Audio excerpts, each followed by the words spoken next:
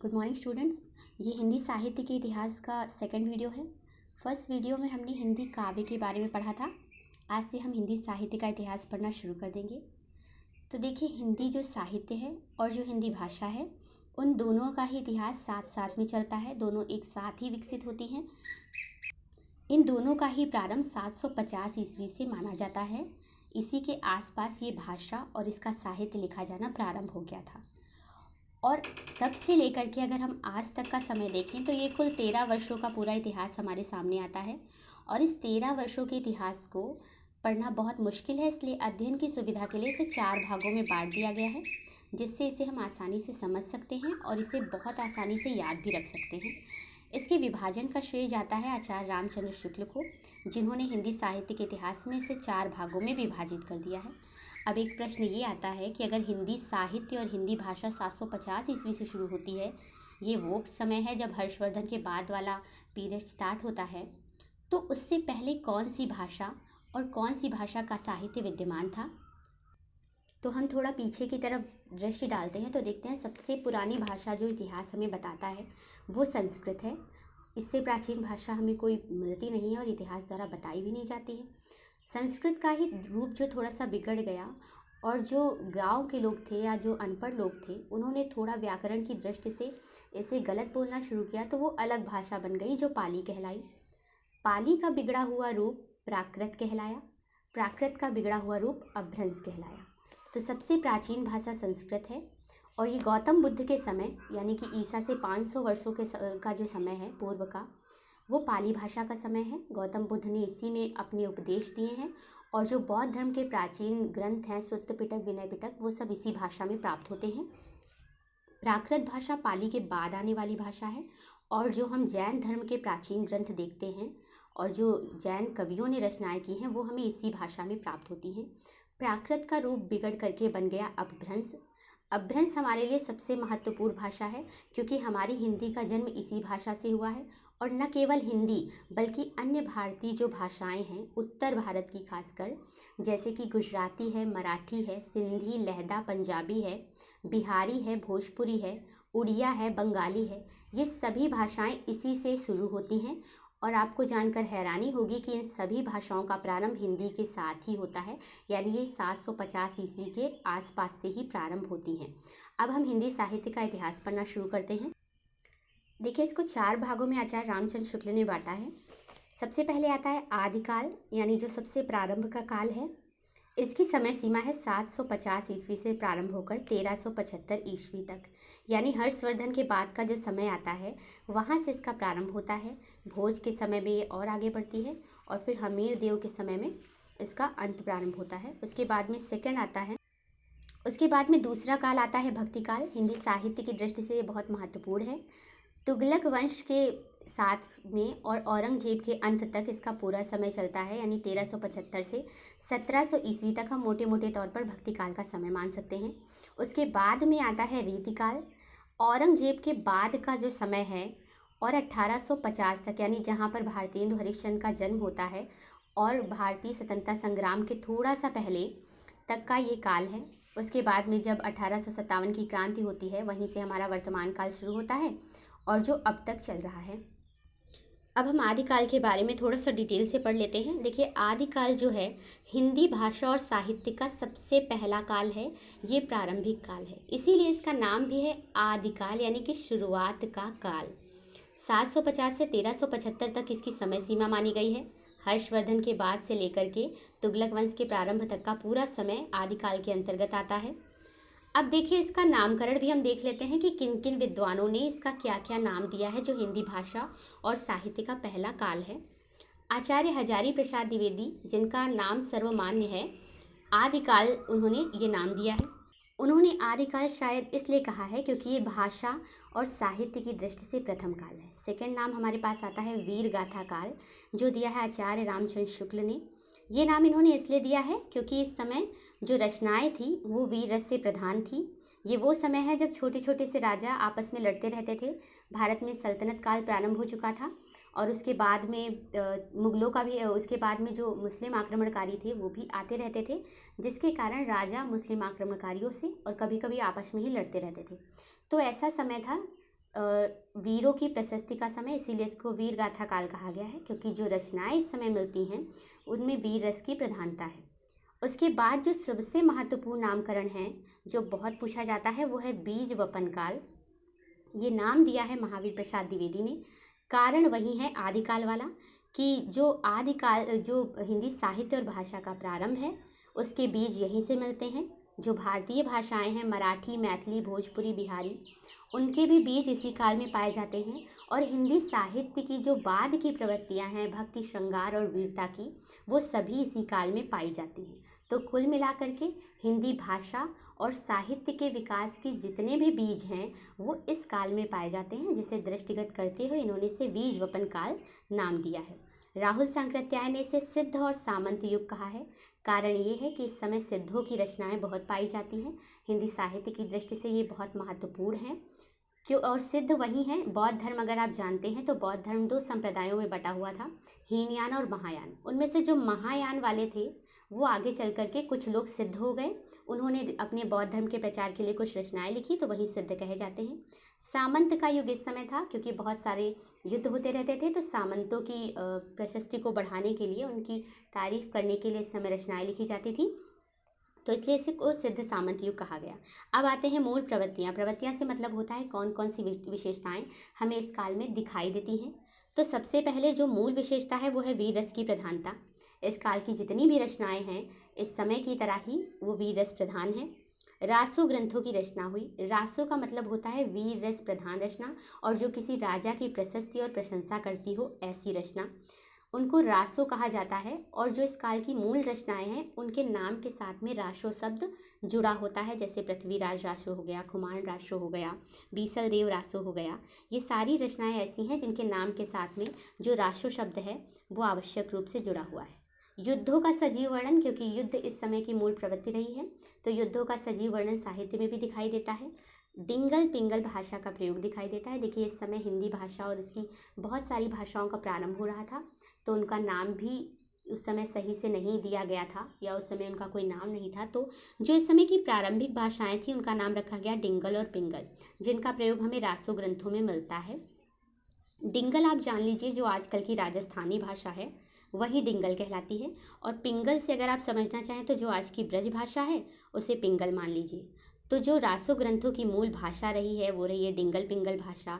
रस रहा है वीर रस प्रधान, युद्धों का वर्णन रहा है। इसी को ध्यान में रखते हुए ये सारी प्रवृत्तियाँ हमें दिखाई देती हैं।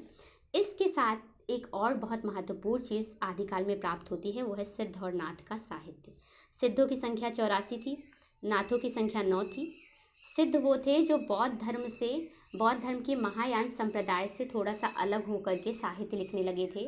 और सिद्धों में से ही कुछ लोग अलग हो गए, तो उन्होंने नाथ संप्रदाय का निर्माण किया है। सबसे पहले सिद्ध थे सरापा, और नाथ संप्रदाय के संस्थापक थे गोरखनाथ।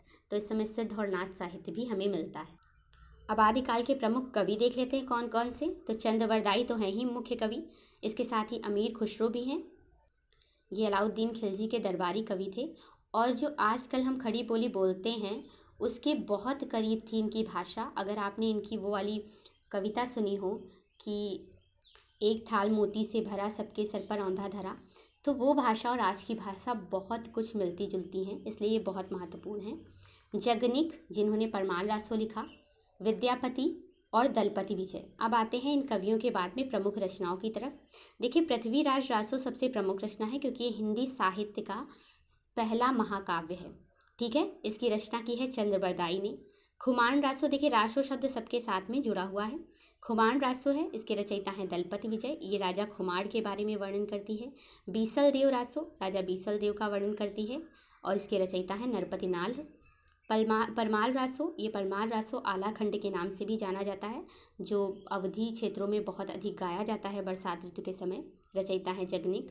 हमीर रासो, सारंगधर ने लिखा है, रचना है हमीर के बारे में। और विद्यापति ने इस समय पदावली लिखी है। पदावली में श्री कृष्ण का वर्णन है, और ये बहुत ही महत्वपूर्ण रचना मानी जाती है। जयदेव के बाद में श्री कृष्ण के ऊपर लिखा गया सबसे महत्वपूर्ण ग्रंथ ये माना जाता है। अब आ जाते हैं भक्ति काल की ओर। तो हम जान गए हर्षवर्धन से बाद से लेकर तुगलक तक का जो समय है प्रारंभ का, वो आदिकाल के अंतर्गत आता है।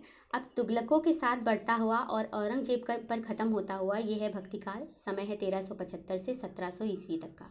नामकरण इसका बहुत अधिक नहीं किया गया है। भक्तिकाल के नाम पर सबने एक मत दिया है अपना, इसीलिए ये नाम ही सर्वसिद्ध हो गया है। लेकिन कुछ लोग इसे मध्यकाल के नाम से जानते हैं क्योंकि बीच का समय है। नामकरण इसका एक और महत्वपूर्ण नाम दिया गया है या इसे उपमा दी गई है जो दी है जॉर्ज ग्रियर्सन ने। ये हिंदी साहित्य के बहुत बड़े इतिहासकार रहे हैं और ये एक अंग्रेज थे, इसके बावजूद इन्होंने हिंदी साहित्य का इतिहास लिखा। इन्होंने इसे स्वर्ण युग कहा है। स्वर्ण युग कहने का कारण ये है कि ये हिंदी भाषा और साहित्य की दृष्टि से बहुत महत्वपूर्ण है और साथ ही हिंदी साहित्य की जो सबसे अनुपम कृतियाँ मिलती हैं और जो सबसे अधिक लोकप्रिय रचनाकार हमें मिलते हैं वो इसी काल में मिलते हैं। और ये भाषा और साहित्य की दृष्टि से बहुत ही समृद्धि का युग रहा है, इसीलिए इसको स्वर्ण युग कहा गया है। क्योंकि इस समय के जो रचनाकार हैं और जो रचनाएँ हैं वो आज भी ख्याति प्राप्त किए हुए हैं। प्रमुख प्रवृत्तियों पर आ जाते हैं, क्या क्या विशेषताएं रही। जैसा कि नाम है भक्तिकाल, तो भक्ति की प्रधानता रही। अब देखिए भक्ति की प्रधानता का कारण ये था कि ये वो समय है जब तुगलक वंश चलता है और इसके बाद में मुगल वंश पूरा प्रारंभ होता है। भारतीय जनता के लिए ये वो समय है जब उनका जबरन धर्मांतरण करवाया जा रहा था। मुगल उन्हें जबरन मुस्लिम बना रहे थे और इसके साथ ही उनके देव मंदिर तोड़े जा रहे थे, उनके प्राचीन ग्रंथों को जलाया जा रहा था। और दूसरी तरफ अगर हम देखें आर्थिक क्षेत्र से, तो जो किसान थे वो बहुत ही असहाय थे क्योंकि छोटे छोटे राजा उनकी मदद करने में सक्षम नहीं थे, वो खुद ही मुगलों के अधीन थे। और दूसरी तरफ उन्हें राजा से कोई भी सरोकार रह नहीं गया था। राजा ने उन पर बहुत बड़े बड़े कर लगा दिए थे और सिंचाई की व्यवस्था नहीं की थी, जिसके कारण फसलें नहीं होती थी और कर्ज की दोहरी मार से एकदम अकाल वाली स्थिति आ गई थी। तो ऐसे समय में जब राजा से किसी को कोई उम्मीद नहीं रह जाती तो ईश्वर के सिवा उसके पास कोई मार्ग नहीं बचता। तो इसी समय भक्ति की प्रधानता हमें रचनाकारों में भी दिखाई देती है और इस समय की जनता में भी। ईश्वर के सगुण और निर्गुण रूप की उपासना पर बल दिया गया, यानी भगवान का जो सगुण रूप है, यानी जिसमें उनका एक निश्चित आकार है, निश्चित रूप है, निश्चित रंग है। निर्गुण है यानी कोई आकार नहीं है, वो पूरे घट घट में व्याप्त हैं। पृथ्वी में कहीं पे वो हैं किसी शक्ति के रूप में, उन्हें किसी आकार में ढाला नहीं जा सकता। इन दोनों ही रूपों की उपासना पर बल दिया गया। अंधविश्वासों और जाति पाति का विरोध किया गया। जो भी अंधविश्वास व्याप्त थे उनका कड़े शब्दों में प्रतिकार किया गया। गुरु की महत्वता हमें इस काल में बहुत दिखाई देती है क्योंकि गुरु के ज्ञान के द्वारा ही सभी प्रकार के लोगों से मुक्ति का, सभी प्रकार की समस्याओं से मुक्ति का मार्ग इस समय दिखाई देता है। और हाँ, अगर हम बात करें आदिकाल की तो हमने डिंगल पिंगल भाषा पढ़ा है। यहाँ हमें ब्रज और अवधि दिखाई देती है। सूर की रचनाओं में हमें ब्रज दिखाई देती है, अवधि हमें तुलसीदास की रचनाओं में दिखाई देती है। तो ब्रज और अवधि भाषा इस काल की प्रमुख भाषाएं रही हैं। प्रमुख कवियों की बात करें तो कबीर हैं इसके प्रमुख कवि, रहीम हैं, रसखान हैं, मीरा हैं, तुलसीदास, सूरदास और मलिक मोहम्मद जैसी। ये हिंदी साहित्य के बहुत ही प्रख्यात कवि हैं जिनको आज भी आप पढ़ते हैं, इसीलिए शायद इसको स्वर्ण युग कहा जाता है। और अगर आप इनकी रचनाओं की बात करें तो इनकी एक एक रचना ले लीजिए, जैसे कबीर की ले लीजिए, इन्होंने बीजक का ही इनका संग्रह है। और रहीम ने मुक्तक छंदों की रचना की है, रसखान ने प्रेम वाटिका लिखी है, मीरा ने नरसिंह जी का मायरा, तुलसीदास की रचना है सूर की, मलिक मोहम्मद जैसी की पद्मावत। तो इनकी रचनाएं आप स्वयं ही लिख सकते हैं यहाँ लिखने, इसीलिए मैंने इसको लिखा नहीं है। अब बहुत जल्दी से बढ़ जाते हैं रीतिकाल की ओर। अच्छा, इसको रीतिकाल क्यों कहा गया है? रीति का मतलब होता है काव्य के किसी भी बिंदु को आधार मानकर उसके लक्षण और उसके उदाहरण लिखना। मान लीजिए आपने रस को ले लिया या छंद को ले लिया, अलंकारों को ले लिया, उनको आपने आधार माना और उनकी परिभाषा दी यानी कि लक्षण लिखा और उसके बाद में आपने उससे संबंधित उदाहरण लिख दिए। तो ऐसे ग्रंथों को रीति कहा जाता है। इस समय ऐसे ही ग्रंथ लिखे गए। इतिहास की दृष्टि से देखें तो ये औरंगजेब के बाद का समय था, यानी कि जो भी शासक आए वो बहुत ही विलासी और अयोग्य सिद्ध हुए। तो इस समय में जो कविता थी वो भी विलास और भोग प्रवृत्ति की ओर बढ़ गई और राजाओं का आश्रय पाकर के थोड़ी सी निर्लिप्त हो गई। अब 1700 से 1850 का ये समय हम रीतिकाल के नाम से जानते हैं। नामकरण इसका करते हैं आचार्य रामचंद्र शुक्ल ने इसको रीतिकाल ही नाम दिया है क्योंकि इस समय रीति से संबंधित लक्षण ग्रंथ लिखे गए और उनसे संबंधित उदाहरण दिए गए। लक्षण का मतलब होता है परिभाषा। दूसरा नाम आता है श्रृंगार काल, जो दिया है विश्वनाथ प्रसाद मिश्र ने। श्रृंगार काल इसलिए नाम दिया है क्योंकि इस समय श्रृंगार रस की प्रधानता थी। जैसे आप जानते हैं कि आदिकाल में वीर रस प्रधान था, भक्ति काल में आप आएंगे तो आप कह सकते हैं शांत रस और भक्ति रस प्रधान था। उसी तरह से रीतिकाल में श्रृंगार रस प्रधान था, क्योंकि कारण था कि जो कविता थी वो राज दरबारों का विषय मात्र रह गई थी और जो शासक थे वो बहुत अयोग्य और भोगविलासी प्रवृत्ति के थे। युद्धों में उनकी कोई दिलचस्पी नहीं थी, तो वीर रस से संबंधित रचनाएं सुनने में भी उनका कोई भी आकर्षण नहीं था। अलंकृत काल कहा गया है, ये कहा है मिश्र बंधु ने। कारण वही है जो श्रृंगार काल वाला है। अलंकारों से संबंधित रचनाएं हुई, रीति ग्रंथ लिखे गए, इसीलिए इन्होंने अलंकृत काल कह दिया। सर्वनाम नाम जो सर्वमान्य है वो है रीतिकाल। अब आते हैं प्रमुख प्रवृत्तियाँ। रीति ग्रंथों की रचना हुई, यानी रीति से संबंधित, रस छंद अलंकार से संबंधित और नायिका भेद से संबंधित लक्षण दिए गए, यानी परिभाषाएं, और उसी से संबंधित उदाहरण दिए गए। ये कारण ये था कि जो कवि थे इस समय के, वो राजाओं के सामने अपनी विद्वता की धाक जमाना चाहते थे और एक चमत्कारिक रचना करना चाहते थे, इसलिए वो ऐसा करते थे कि वो बहुत विद्वान और आचार्यत्व तो दिखा सकें। श्रृंगार रस प्रमुख था, ब्रज भाषा का प्रयोग मिलता है, अवधि यहाँ पे थोड़ी सी छिप जाती है। आश्रयदाता राजाओं की प्रशंसा का गुण यहाँ पर मिलता है।